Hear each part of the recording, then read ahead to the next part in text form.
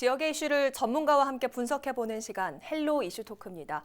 오늘 함께 말씀 나눠주실 두 분 나오셨습니다. 조지욱 경남대 정치외교학과 교수 자리해주셨고요. 반갑습니다. 예, 반갑습니다. 네, 문일환 변호사 나오셨습니다. 안녕하십니까? 안녕하세요. 네, 지역의 이슈를 짚어보는 이슈 짚어보기로 시작하겠습니다.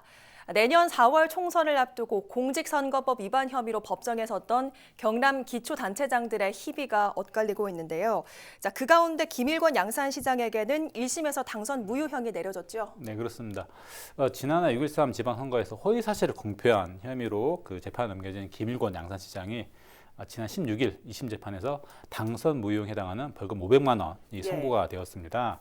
재판부는 선고에서 지방선거를 앞두고 넥센타이어 창녕 이전이 나동현 전 시장 때 책임이라는 취지의 기자회견을 열어가지고 사실관계를 왜곡하고 또 이런 유권자 합리적 선택을 방해했다라고 인정을 하면서 이는 민주주의 근간을 흔드는 것으로 비록 선거 결과에 영향을 미치지 않았다고 하더라도 상대 후보 낙선을 목적으로 하는 흑색 선전인 만큼 엄한 처벌이 필요하다라고 영향 이유를 밝혔습니다.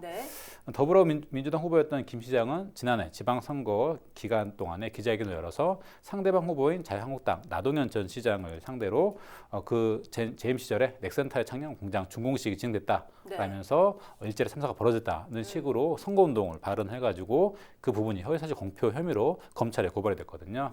검찰은 김 시장을 불구속 기소를 하고 지난달 26일 벌금 500만 원을 구형을 했는데 재판부도 그 검찰 의견을 모두 받아들여가지고 벌금 500만 원을 선고했습니다.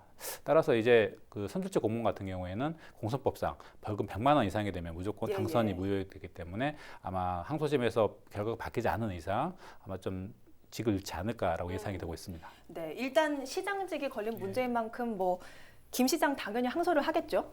그렇죠. 일단 이제 1심에서 그 벌금 500만 원이 나왔는데 100만 원 이상이면 이제 당선 무효가 확정이 되잖아요.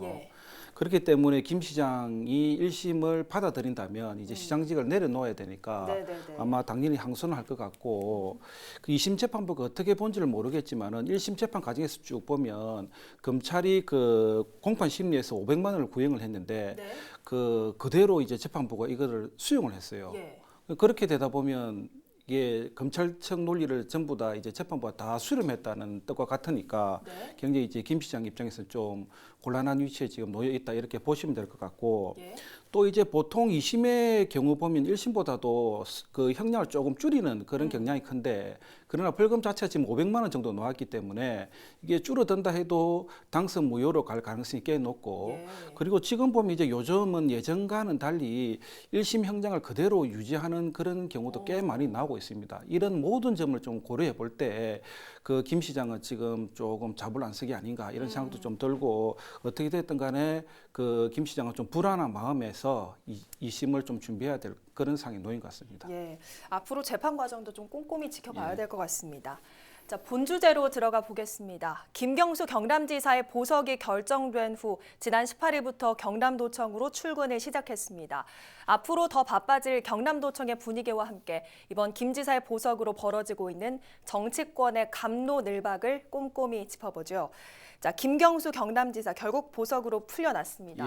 애초에는 4월 12일쯤에 결정이 될 거라고 했는데 조금 늦춰진 그런 경향이 좀 있죠? 일단 이제 김경수 지사의 보석 커브 여부는 우리 사회에서 가장 핫한 이슈 중에 하나잖아요.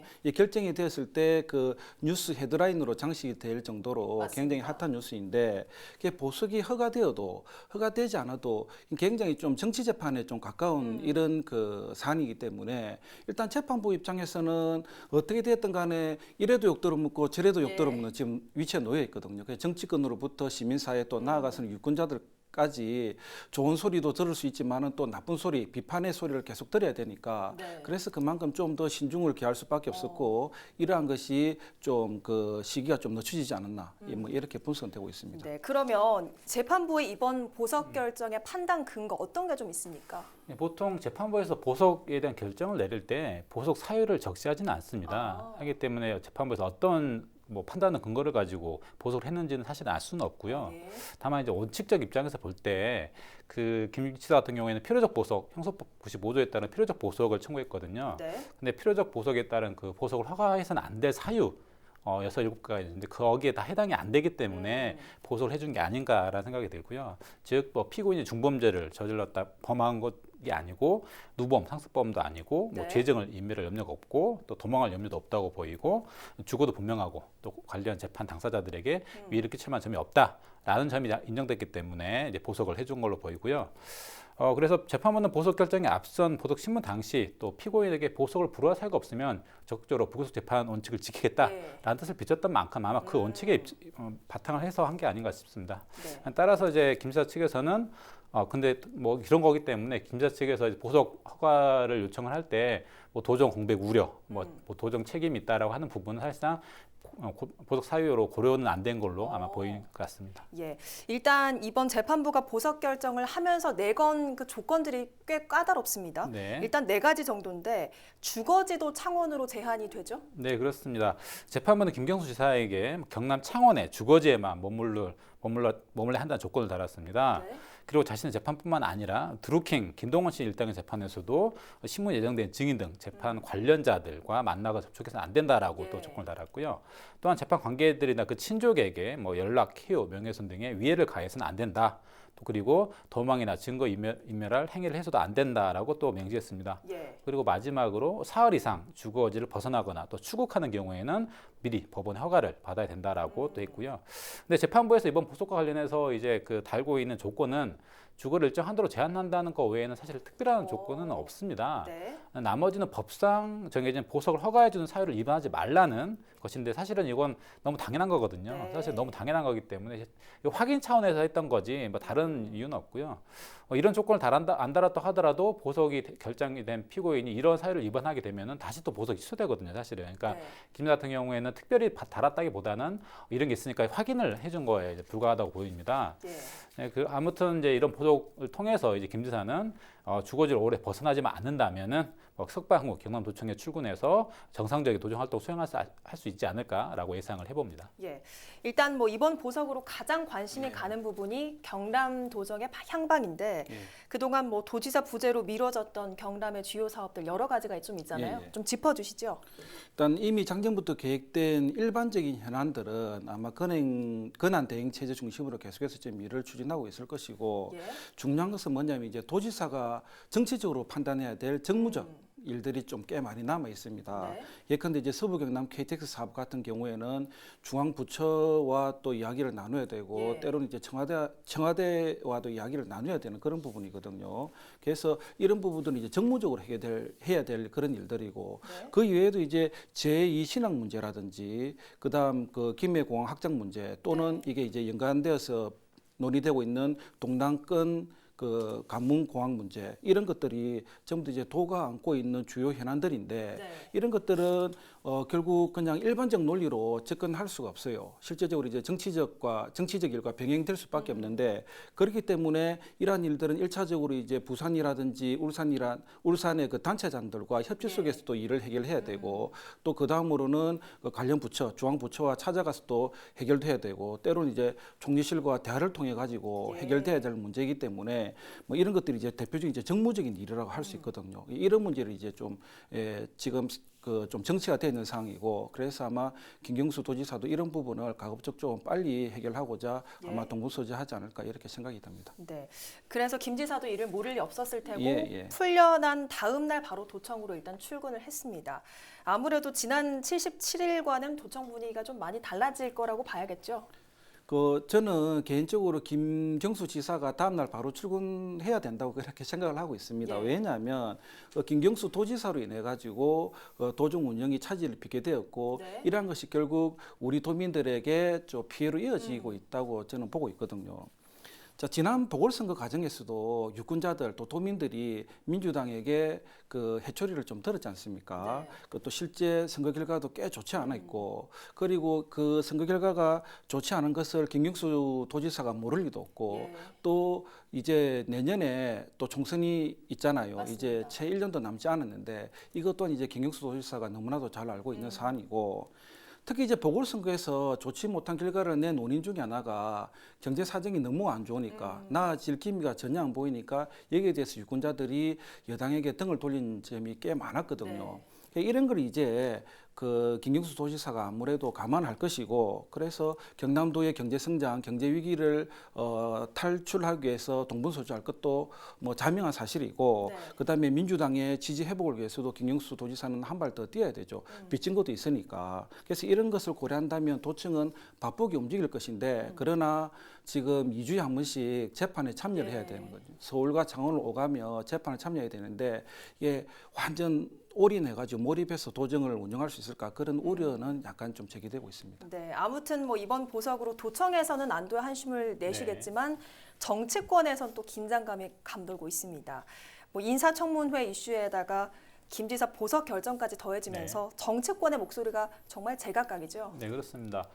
이번 판단에 대해서 정치권의 반응은 엇갈리는데요. 네. 뭐 더불어민주당, 민주평화당, 정의당 같은 경우에는 김경수 지사의 보석 결정을 허가 결정을 환영한다라고 논평을 냈고요. 네. 다만 이제 자유한국당과 바른미래당 같은 경우에는 대국민 사법 포기 선언 또는 어불성사 결정이라며 비판을 했습니다. 더불어민주당 같은 경우에는 법원의 결정에 대해서 현명한 판단을 존중한다라고 밝히면서도요, 이번 결정 있기까지 함께 마음을 모아주신 도민 여러분들께 감사를 드린다. 네. 그리고 민주당은 또 앞으로 경남도정 조속한 정상화와 경남민주 활력을 위해서 많은 노력을 기울이겠다라고 밝혔습니다. 민주평화당 같은 경우에는 또 법의 정의 절차에 따라서 내린 판단으로 본다면서 그동안 경남도정 공백을 우려한 도민들의 걱정이 컸던 만큼 이번 결정을 환영하고 지자체가 잘 수용하기 바란다라고 밝혔고요. 또 한편 정의당 같은 경우도 마찬가지로 합당한 결정이라고 생각한다라고 논평했습니다. 하지만 자유한국당 같은 경우에는 민주주의 파괴 행위에 대한 석방 결정이자 살아있는 권력 구치소가 아니라 따뜻한 청사가 제격이라는 조금 약간 비아냥거리는 논평을 냈었고요. 문재인 정권의 자법 장악 시도 끝에 기상천외한 결정이 일어나고 있다라고 날을 세웠습니다. 또 같은 취지로 바른미래당 같은 경우에도 법원 헌정 질서 유린한 운용을 감싸기로 한 것인가, 공범 누르킹 일당이 다 잡혀 들어와 있는데 왜 김경수 지사만 풀어주느냐라는 식으로 청와대 눈치 보기 아니냐라고 비판을 했습니다. 현재 국회 인사청문회 파행으로 헌법재판관 관련해 가지고 이 파행으로 인해서 지금 현재 여야가 치열하게 지금 대립하고 있는 형국이거든요. 그래서 향후 전국 주도권 관련해 가지고 누가 더 잡느냐, 사활이 걸려 있는 문제이기 때문에. 그런데 바로 이때 문재인 대통령의 복심이라고 할 수 있는 김경수 지사가 또 풀려났기 때문에 이런 부분에 있어서 입장차가 첨예할 수밖에 없지 않느냐라고 생각을 해봅니다. 네. 그런데 이 한국당에선 한 발 더 나가서 김 지사가 나왔으니까 이번에 박근혜 전 대통령 나올 차례다 이런 주장하고 있는데 어떻게 보십니까? 일단 이제 한국당 내부에서는 김경수 도지사의 그 석방은 보석 허가는 어느 정도 예상을 좀 한 것 같아요. 근데 여기에 이제 비판만 하는 게 아니라 좀 더 나아가가지고 박근혜 전 대통령과 좀 연계해서 그 박근혜 전 대통령의 형 집행 정지를 좀 했으면 싶은 그런 생각을 갖고 있는 것 같습니다. 그러니까 제가 볼 때는 한국당은 좀 이런 생각을 갖고 있는 것 같아요. 그러니까 불쌍한 전직 대통령이라는 프레임을 만들어가지고 당 차원에서 석방 운동을 계속해서 전개를 한다면 흩어진 보수 유권자들, 보수층들이 또다시 재결집하지 않을까. 한국당이 좀 더 크게 성장하지 않을까 이런 생각도 갖고 있는 것 같고, 그다음에 중도 성장의 유권자들도 이번 기회에 이게 잘 해결만 된다면 이 보수 쪽으로 좀 더 선회하지 않을까 이런 내심 기대를 갖고 있고, 이것이 잘 된다면 내년 총선에서 긍정적인 영향을 받아가지고 좀 승리를 하지 않을까 이런 이제 어느 정도 분석을 하고 있는 것 같습니다. 그런 계산이 깔려 있는 주장인데 실제적으로 좀 일리가 있다고 보십니까? 그러니까 저는 이제 개인적으로 이게 좀 쉽지 않다고 보는데 형 집행 정지가 되기 위해서 몇 가지 이제 좀 그 충분 조건이 저는 있다고 봐요. 그러니까 첫 번째로 어떤 게 필요하냐면 일단 이제 국민들의 감정이 이제 제일 중요하잖아요. 국민들이 이 부분을 받아줄 것인지 안 받아줄 것인지 하는 문제도 있고, 다음으로 이제 김기춘, 최순실 같은 국정농단 세력들과의 어떤 형평성 문제도 고려할 필요성이 있고, 그리고 이제 세 번째가 어떤 게 있냐면 무엇보다 이제 박 전 대통령이 국정농단 혐의에 대해 가지고 좀 깨끗하게 인정하고 반성하는 모습을 보여줘야 되는데 그 박 전 대통령은 그런 모습을 지금 전혀 보이지 않고 있고 오히려 아니라고 이렇게 강력하게 부인을 하고 있지 않습니까? 그러니까 이런 것들을 다 좀 종합적으로 고려해 본다면 지금 석방은 쉽지 않은 부분이고, 한 가지 변수가 있다면 진정으로 정말로 건강이 굉장히 안 좋은가, 건강 악화 변수가 좀 하나의 조그만 변수가 그래도 아닌가 이렇게 저는 보고 있습니다. 예, 아무튼 이번 보석으로 정치권이 이렇게 시끄러운 것과 달리 도민들은 사실 이 부분은 관심 바뀔 겁니다.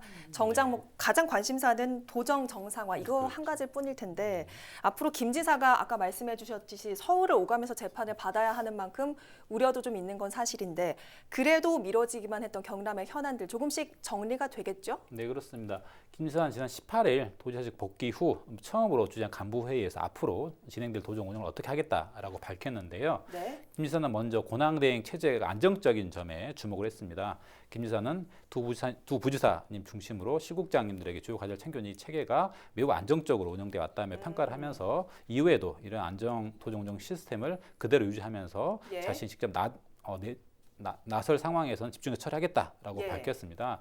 김 지사는 이어서 또 이외에도 장기적으로 보자면 인구 대책이라든지 뭐 지속 가능한 사회를 혁신이라든지 뭐 여러 가지 자기 함께 하겠다 하면서 특히 경제 혁신, 도정 혁신 그리고 사회 혁신 3대 혁신 분야는 자기가 직접 챙기겠다라고 또 밝히기도 했습니다. 네.